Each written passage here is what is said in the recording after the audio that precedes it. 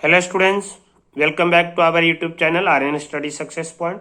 चलो बच्चों, एक बार फिर से आज का वीडियो में आपका बहुत बहुत स्वागत है। स्टूडेंट्स, इस वीडियो में हम लोग जो है क्वेश्चन नंबर 9 करने जा रहे हैं। इससे प्रीवियस वीडियो में क्वेश्चन नंबर 8 हम लोग कर लिए थे और आई होप कि आपको बिल्कुल अच्छे से समझ में आया होगा।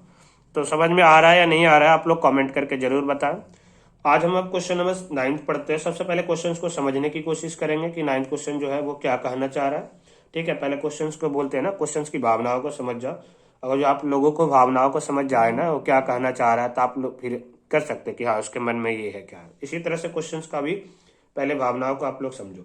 अब क्वेश्चन नंबर 9 में जो दिया हुआ है वो ये है कि जो एंगल ऑफ एलिवेशन है टॉप ऑफ द बिल्डिंग, ध्यान से सुनना, एक एंगल ऑफ एलिवेशन जो बिल्डिंग के टॉप से from the foot of the tower is 30 degree. The angle of elevation of top of building from the foot of tower is 30 degree and angle of elevation of top of tower from the foot of building is 60 degree।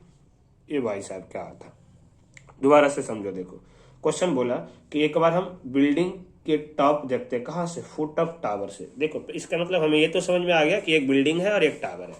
ठीक है, थोड़ा सा देखो हम पहले यहाँ पे हम रफली आपको समझाते हैं। ये समझ में आ गया होगा कि ये मान लो बिल्डिंग है और ये क्या है, टावर है। ठीक है, पहला कंडीशन क्या था, पहला ये बोला था कि the angle of elevation of top of building from the foot of tower, tower का फुट से, टावर के फुट से बिल्डिंग की टॉप की जो एंगल ऑफ एलिवेशन है ना, मतलब ये जो है, ये जो है ना, ये जो है, ठीक है, यही तो हुआ। देखो टावर की ये है, ए बी जो है वो है बिल्डिंग और जो सी डी है वो क्या है, टावर है। ठीक है, और तो टावर के फुट से बिल्डिंग के टॉप का एंगल ऑफ एलिवेशन, मतलब यही तो था। ये कितना है स्टूडेंट्स, ये हमारे पास दिया हुआ है कितना, 30 डिग्री, 30 डिग्री। कितना है, 30 डिग्री। आगे क्वेश्चन पढ़ो। And the angle of elevation of the top of tower, tower की टॉप का एंगल ऑफ एलिवेशन कहाँ से, बिल्डिंग के फुट से, वो है 60 डिग्री। एक बार इसके इसके फुट से उसको देखते हैं, एक बार उसको फुट से इसको देखते हैं। ठीक है, ये कितना है, 60 डिग्री। समझ में आ गया यहाँ तक। साथ साथ मुझे रखा था if the tower is 50 metre high. अब टावर की हाइट जो है 50 मीटर है, तो बिल्डिंग की हाइट क्या होगा, सीढ़ी जो है वो 50 मीटर है, तो ये इसकी बिल्डिंग की हाइट क्या होगा। इससे आसान क्वेश्चन तो हो ही नहीं सकता, इससे इजी क्वेश्चन हो ही नहीं सकता। आप लोग परेशान मत हो, आपके सपोर्ट में हमें बिल्कुल आसान से समझाएंगे, आएगा। देखो सबसे पहले क्या, हमें यहाँ से दो ट्रायंगल दिख रहा है, दो ट्रायंगल दिख रहा है। एक ट्रायंगल दिख रहा था आपको इस तरह से, ए बी डी। देखो एक ट्रायंगल आपको दिख रहा था इससे, ए बी डी। क्वेश्चन ना एक समझो, हम इसलिए ज्यादा टाइम समझाने पे देते ताकि आप लोग ना चीजों को समझ सकोगे ना, तब बाकी खुद से कर लोगे। ठीक है, बी डी सी दो है। इस ट्रायंगल में देखो आपको क्या है, एंगल ऑफ एलिवेशन इसका 60 डिग्री है और ये दे रखा है 50 मीटर। तो यहाँ से आप लोग पी बी से ये 20 डी निकल जाएगा, बी डी निकल जाएगा। अब बी डी निकल जाएगा तो इस ट्रायंगल में फिर से देखना, पहले चलना बड़े ट्रायंगल में बी डी सी में, वहां से आप लोग बी डी निकाल लोगे। देखो क्योंकि ये सी डी दिया हुआ है तो बी डी पी दिया हुआ, परपेंडिकुलर दिया हुआ है, बेस निकल जाएगा। पी बी tan 60 का फॉर्मूला लगा के कर लोगे। उसके बाद देखना कि इसमें दे रखा था हमें tan 30 डिग्री।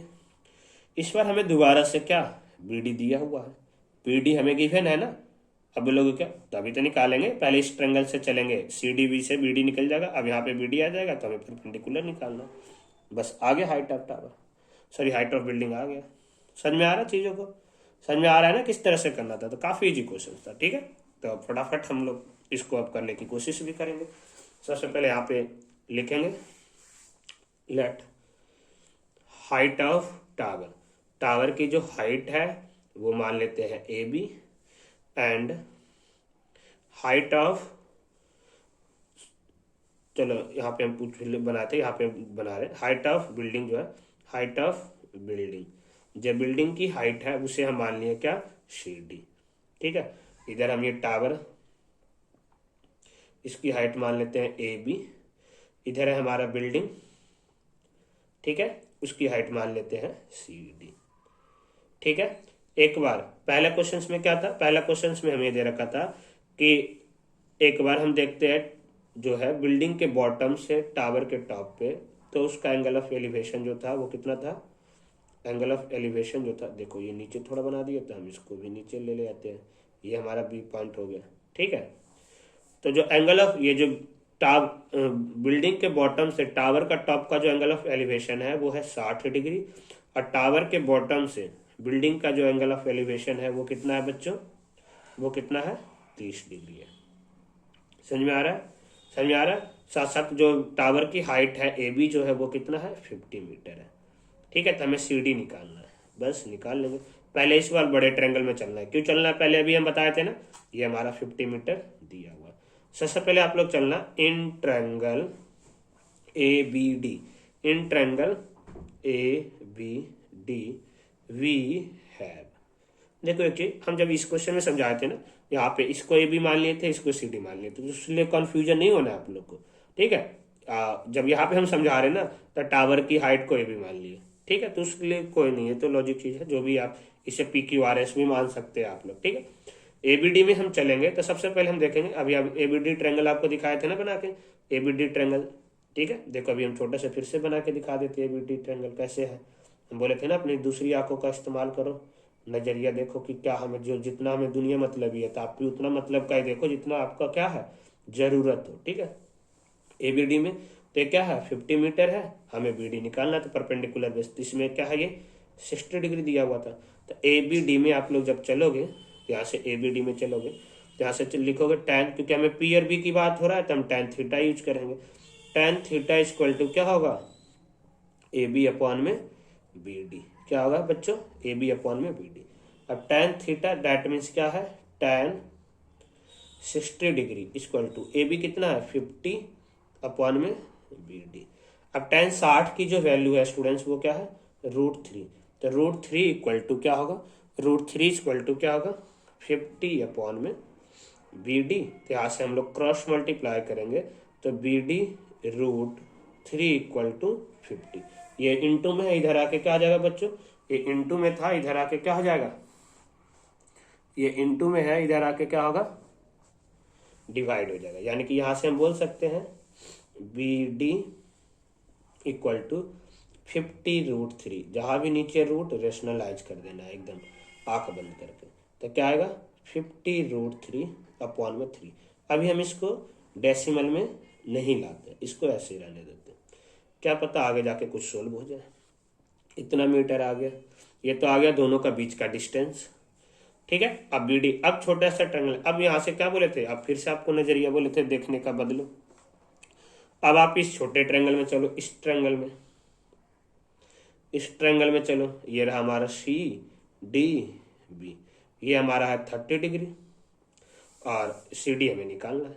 ठीक है, तो यहाँ से अगर जो हम लोग देखेंगे, यहाँ से हम देखें तो यहाँ से अगर जो हम देखेंगे तो क्या आएगा इन ट्रायंगल, यहाँ से हम बात कर रहे थे in triangle C D B we have, C D B में चलेंगे, सी डी बी में उसमें चलेंगे तो यहाँ से देखो क्या आएगा, यहाँ से हम देखेंगे वही, ये हमारे पास इस बार आ गया है 15√3 अपॉन में 3। तो पी और बी की ही कहानी चल रही है, पी और बी की ही कहानी चल रही है, तो टैन थीटा ही लगाएंगे। Tan theta equal to perpendicular upon base, और टैन थीटा इस पे कितना है 30 डिग्री, थीटा 30 डिग्री दे रखा है थीटा एंगल, तो टैन 30 डिग्री इक्वल टू, उसके बाद परपेंडिकुलर क्या है बच्चों सी डी, और बेस कितना है स्टूडेंट्स बी डी। ठीक है, टैन 30 की value 1/√3 equal to C D upon में बी डी का वैल्यू देखो 50√3। ये देखो चलो पहले हम यहाँ पे लिख ही देते हैं 3।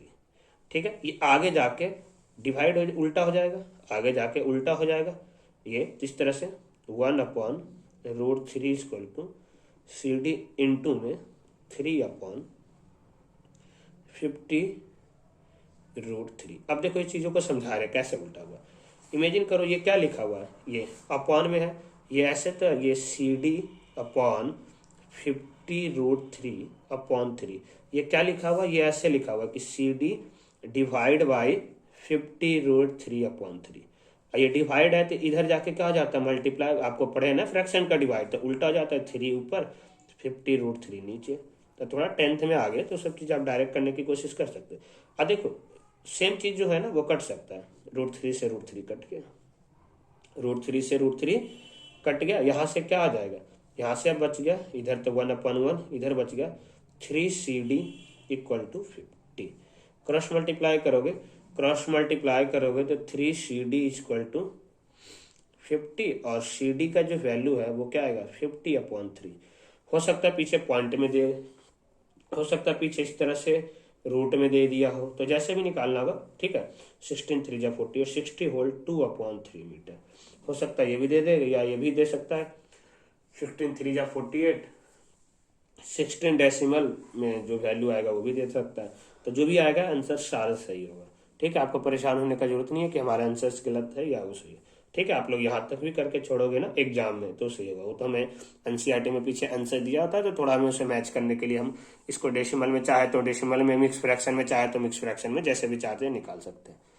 आ रहा है समझ में? तो आई होप कि ये भी क्वेश्चन आपको बिल्कुल अच्छे से समझ में आया होगा। तो फिर मिलते हैं स्टूडेंट्स नेक्स्ट क्लास में। जब तक आप लोग घर पे सेफ रहिए, सुरक्षित रहिए। जय हिंद।